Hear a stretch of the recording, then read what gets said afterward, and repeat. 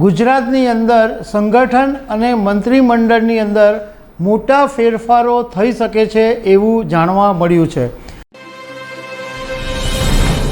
નમસ્કાર દર્શક મિત્રો, કેન્દ્રની અંદર 9મી તારીખે પ્રધાનમંત્રી નરેન્દ્ર મોદી શપથ લઈ લે એ પછી ગુજરાતની અંદર સંગઠન અને મંત્રીમંડળની અંદર મોટા ફેરફારો થઈ શકે છે એવું જાણવા મળ્યું છે।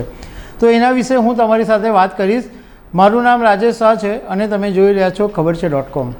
દર્શક મિત્રો, ગુજરાતમાં લોકસભાની 26 બેઠકો છે અને 2014 અને 2019ની અંદર બધી 26 બેઠકો ભાજપે મેળવેલી, પરંતુ 2024ની લોકસભાની ચૂંટણીમાં ભાજપે એક બનાસકાંઠાની જે બેઠક છે એ ગુમાવવી પડી।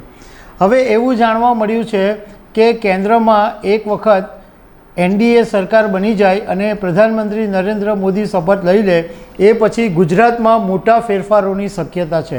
પહેલાં વાત કરીએ કે સંગઠનની અંદર શું ફેરફારો થઈ શકે। તો ગુજરાત પ્રદેશ પ્રમુખ તરીકે CR પાટીલનો જે કાર્યકાળ હતો એ જૂન 2023ની અંદર જ પૂરો થઈ ગયો હતો, પરંતુ લોકસભા ચૂંટણી ચાલતી હતી એટલે CR પાટીલને પ્રમુખ તરીકે ચાલુ રાખવામાં આવ્યા। હવે એમનું પદ જે છે એ બદલાવાની પૂરેપૂરી શક્યતા હોવાનું જાણવા મળ્યું છે, એટલે ગુજરાતમાં પ્રદેશ પ્રમુખ તરીકે કોઈ નવું નામ આવી શકે। તો અમે આના વિશે રાજકારણના જાણકારો સાથે થોડીક વાત કરી તો એવું જાણવા મળ્યું કે કદાચ તાત્કાલિક પ્રદેશ પ્રમુખ તરીકેનું પદ નહીં બદલાય, પરંતુ થોડા સમય પછી જો બદલાશે તો એમાં જ્ઞાતિવાદના સમીકરણને ધ્યાનમાં રાખીને પટેલ અથવા ક્ષત્રિયને ચાન્સ મળી શકે।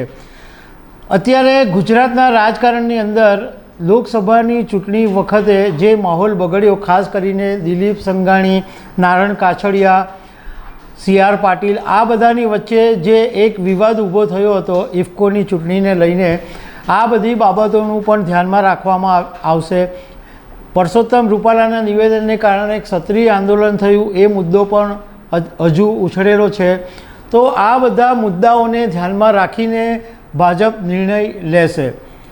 બીજું કે મંત્રીમંડળની અંદર મોટા ફેરફારોની શક્યતાને પણ નકારી શકાય તેમ નથી, કારણ કે જ્યારે લોકસભા 2024ની ચૂંટણી હતી ત્યારે CR પાટીલે કોંગ્રેસ માટે રીતસરના દરવાજા ખુલ્લા મૂકી દીધેલા અને કોંગ્રેસના ઘણા બધા નેતાઓ ભાજપમાં સામેલ થઈ ગયા હતા। હવે આ બધા નેતાઓને મંત્રી પદનું કમિટમેન્ટ આપેલું છે, એટલે એ દ્રષ્ટિએ પણ મંત્રીમંડળની અંદર ફેરફાર કરવા જરૂરી છે। ખાસ કરીને એવું માનવામાં આવે છે કે કોંગ્રેસના દિગ્ગજ નેતા અર્જુન મોઢવાડિયાને મંત્રીમંડળમાં ચાન્સ મળે એવી પૂરેપૂરી શક્યતાઓ દેખાઈ રહી છે। બીજી તરફ એક શક્યતા એ પણ છે કે ગુજરાતના મુખ્યમંત્રી તરીકે ભૂપેન્દ્રભાઈ પટેલને પણ થોડા સમય પછી બદલવામાં આવે। રાજકારણના જાણકારો પાસેથી અમને જાણવા મળ્યું કે ભૂપેન્દ્રભાઈ પટેલને પોતાને જ એવી ઈચ્છા નથી કે તેઓ મુખ્યમંત્રી પદ પર આગળ રહે, કારણ કે તેઓ એકદમ સીધા સાદા અને આધ્યાત્મિક માણસ છે, એટલે એમને બહુ CM પદ રહેવામાં રસ નથી।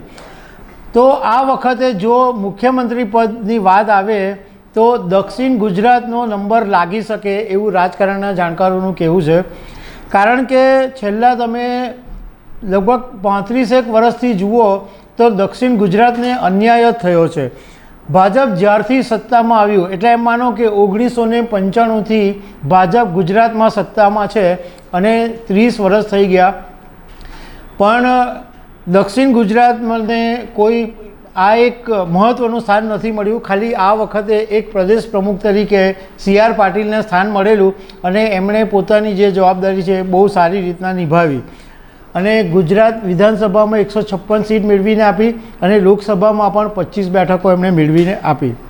ગુજરાતના રાજકારણની અંદર દક્ષિણ ગુજરાતનું આમ બહુ મહત્ત્વ છે, કારણ કે કાશીરામ રાણા જેવા જે દિગ્ગજ નેતાઓ હતા એમણે ગુજરાતની અંદર ભાજપને બેઠું કરવામાં બહુ મોટો ફાળો આપેલો અને એક સમય એવો પણ હતો કે કાશીરામ રાણા મુખ્યમંત્રી બનવાના હતા, એમનું નામ નક્કી પણ થઈ ગયું હતું, હોર્ડિંગ પણ લાગી ગયા હતા અને તે વખતે છેલ્લી ઘડીએ મુખ્યમંત્રી તરીકે નરેન્દ્રભાઈ મોદીનું નામ આવી ગયું અને કાશીરામ રાણાનું પત્તું તે વખતે પણ કપાઈ ગયું.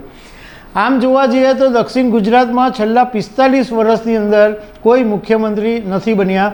છેલ્લે અમરસિંહ ચૌધરી લગભગ 1991માં 1990ની અંદર અમરસિંહ ચૌધરી એ કોંગ્રેસમાં હતા, તેઓ ગુજરાતના મુખ્યમંત્રી બન્યા હતા. એ પછી દક્ષિણ ગુજરાતમાંથી કોઈ પણ મુખ્યમંત્રી બન્યું નથી. એટલે આ વખતે એવી એક શક્યતાને નકારી નહીં શકાય કે જો મુખ્યમંત્રી પદની વાત આવશે તો દક્ષિણ ગુજરાતના કોઈ નેતાને ચાન્સ મળી શકે છે. તો દર્શક મિત્રો, આવી અનેક વાતો સાથે અમે તમને મળતા રહીશું. Thank you very much.